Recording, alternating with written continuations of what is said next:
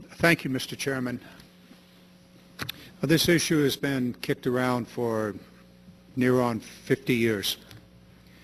And during that period of time, the American people, through their representatives, have recognized an extraordinary value in wilderness.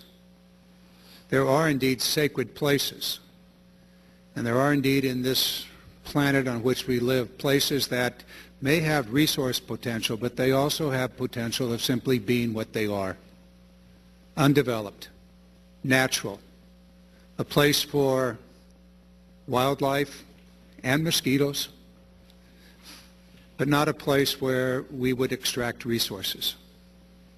ANWR is such a place. It's unique. There is no other place on this planet like ANWR. It doesn't exist. This is it. This is the last that there is. Is it worth a few days of oil supply for this nation to despoil it? I think not.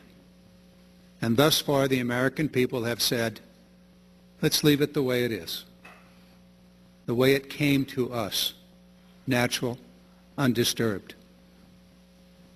That's something very, very special that the American people have decided over the years, not just here but other places, including the Smoky Mountains, to say, let's leave it the way it is. Let's let it be there for all of the future generations in its natural state, for those creatures that have been there for years, including the ducks. Let's leave it there. And yes, there are people who live there, and your community is one of them. Oil development is taking place in this region. We know that the Shell is exploring offshore, or will soon be exploring offshore, and that'll have a dramatic effect on all that we discuss here. There may be transport facilities as a result of that exploration in this region. There may be offshore oil development in this region. We know that Exxon has just cut a deal with the Russian oil company to explore not so far away. Many things are happening in the Arctic. And there is one place where things should not happen, and that's ANWR.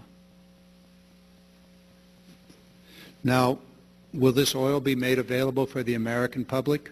Maybe, but maybe not. It was 1995 that the original law was changed that allows oil that flows through the Trans-Alaskan pipeline to be exported.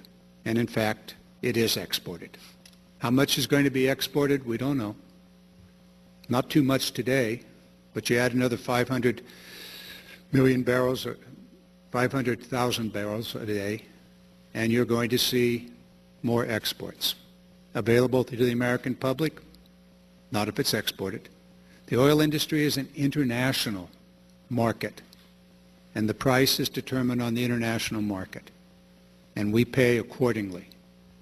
China, India, other countries are increasing their demand.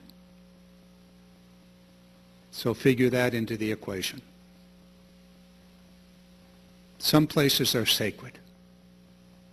Some places should not be developed. I understand the desire of those who live in the area for jobs. But in the long run, there are other jobs that could be available.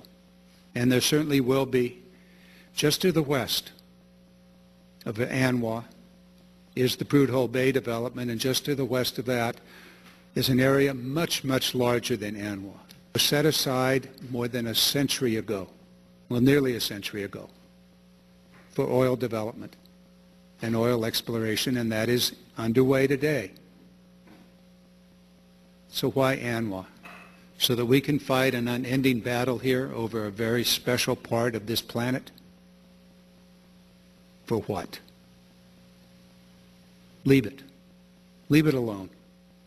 Let it be what it has always been. Natural. Undisturbed. I yield back.